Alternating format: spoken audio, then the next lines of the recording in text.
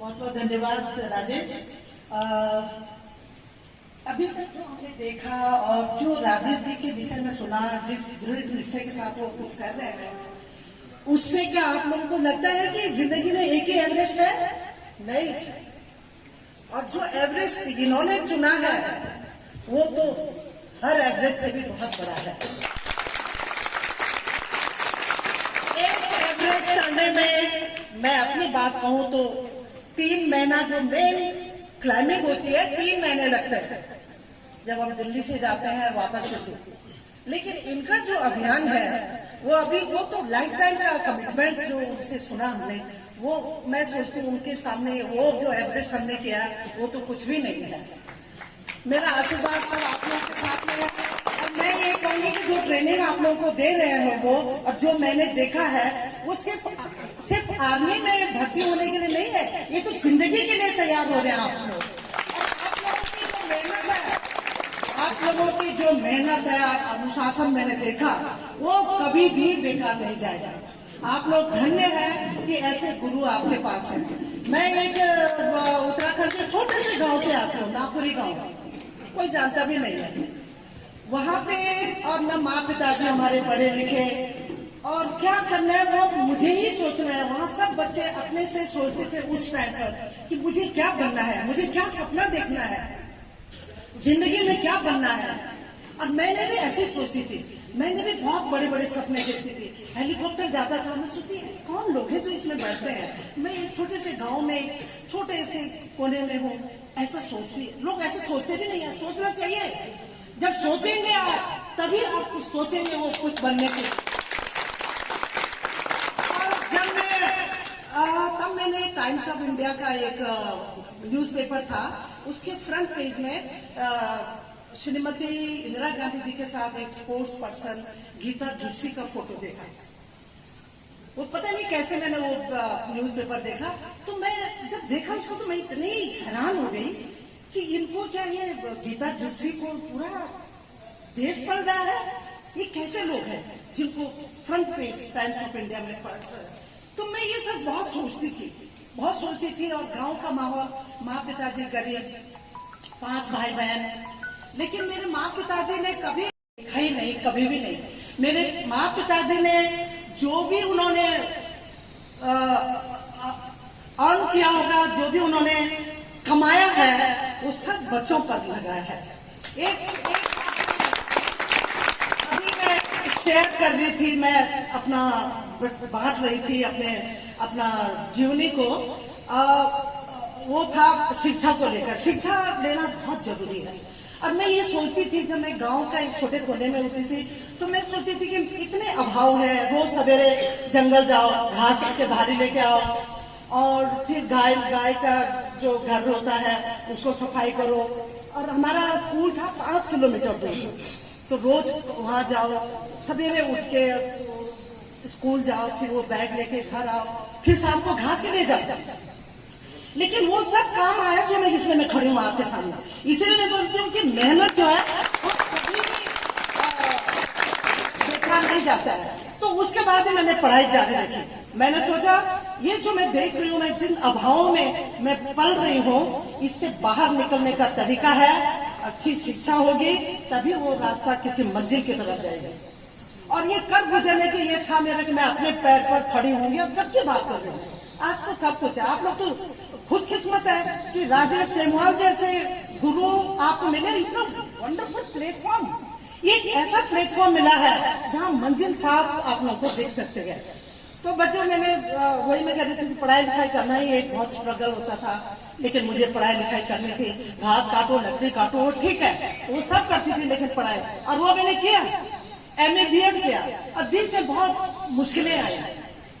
ये जो यात्रा था ना मेरे, जो आपके सामने मैं आज खड़ी हो रही हूँ, वो तब से और अब तक की यात्रा इतनी आसान तो बिल्कुल भी नहीं थी।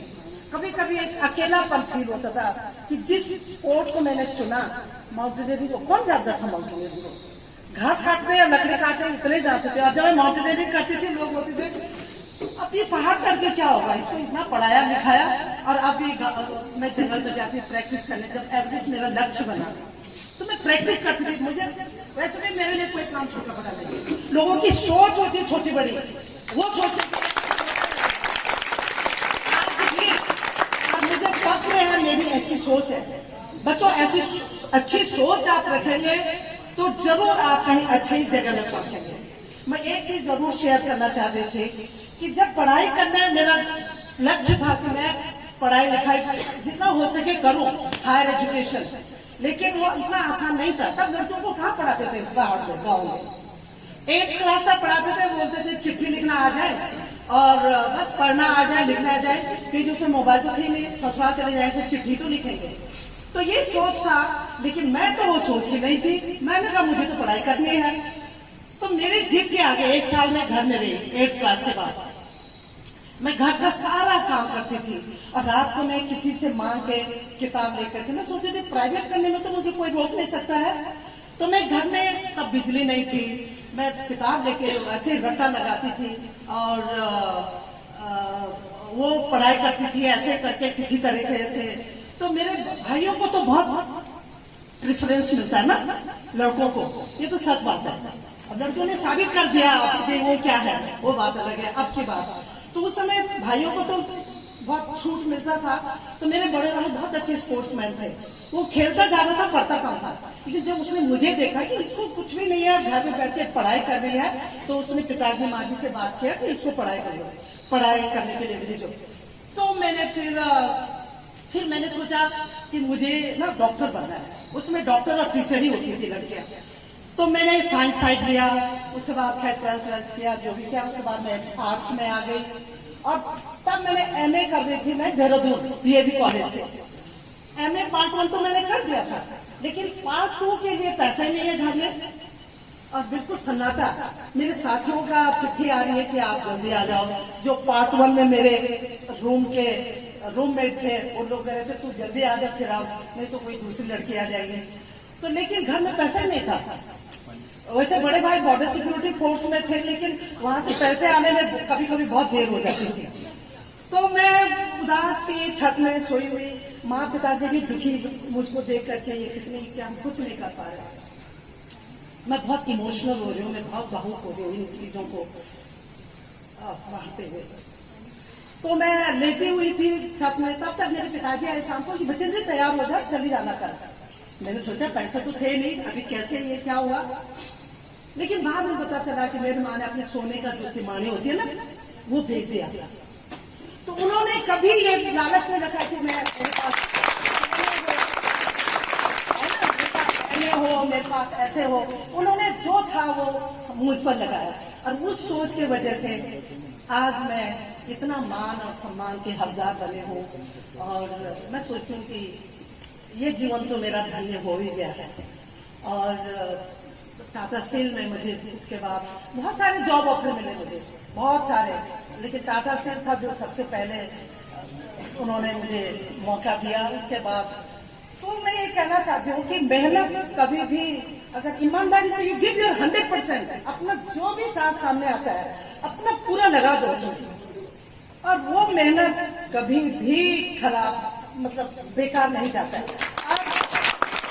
मैंने माउंटेनियरिंग में पर्वतारोहण जब मैंने चुना या अचानक आया मेरे उसमें, तो मेरे जो गांव का जो जीवन था ना, गाय चुमाने जाना, लकड़ी लाना, घास लाना, फिट एकदम स्ट्रॉन्ग, एक डिसिप्लिन भी तो होता है गांव में।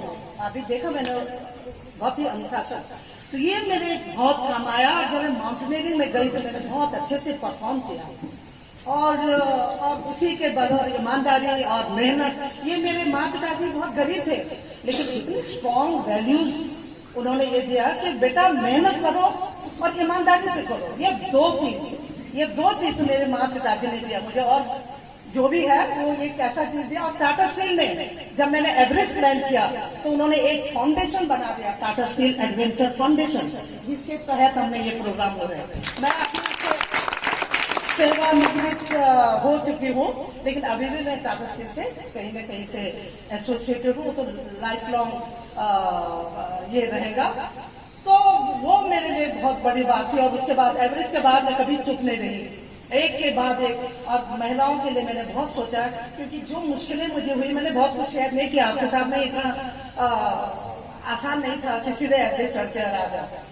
तो वो चीज का मुझे बहुत ही, उसके बाद भी मैंने लगातार नेतृत्व का, अपने लिए नहीं मैं ये करूंगी वो करूंगी नहीं, लेकिन नेतृत्व देना। और लड़कियों को मुझे पता था उसमें कैसा माहौल था। आज तो बहुत फ्रीडम है, बहुत अपॉर्चुनिटीज है, बहुत रोल मॉडल्स हैं। तो मुश्किलों से घबराना नहीं चाहिए। जिस समय मुश्किलों से गुजर रहे होते उस समय लगता है कि बहुत उदास लगता है कि मैं अकेली हूँ, मुझे कोई मदद करने वाले नहीं है। लेकिन डोंट गिव अप, लेकिन गिव अप मत करिए, आगे बढ़िए। और आपके साथ तो राजेश सेमवाल जी जैसे महान गुरु हैं, मैं सलाम करती हूँ। आपके सामने मेरा एवरेज ठीका है, मैं रमेश रावत जी की बहुत आभार प्रकट करती हूँ कि आप आगे जो जिस तरह से उन्होंने बताया, सबको सपोर्ट करना चाहिए। ये तो ये एक स्ट्रॉन्ग उत्तराखंड, एक स्ट्रॉन्ग देश बनाने में जुटे हुए हैं वो। और रणवीर सिंह राणा जी बहुत बहुत धन्यवाद भुला, आपने ये मौका हमको दिया। और बहुत मुझे मेरी ढेर सारी शुभकामनाएं आपके साथ में है। मेहनत करते रहे, उसका एक मंजिल जरूर है। अब बस एक सपना देखिए और आगे इतने मेहनती है तो जरूर आपका मेहनत जरूर सफल होगा। धन्यवाद।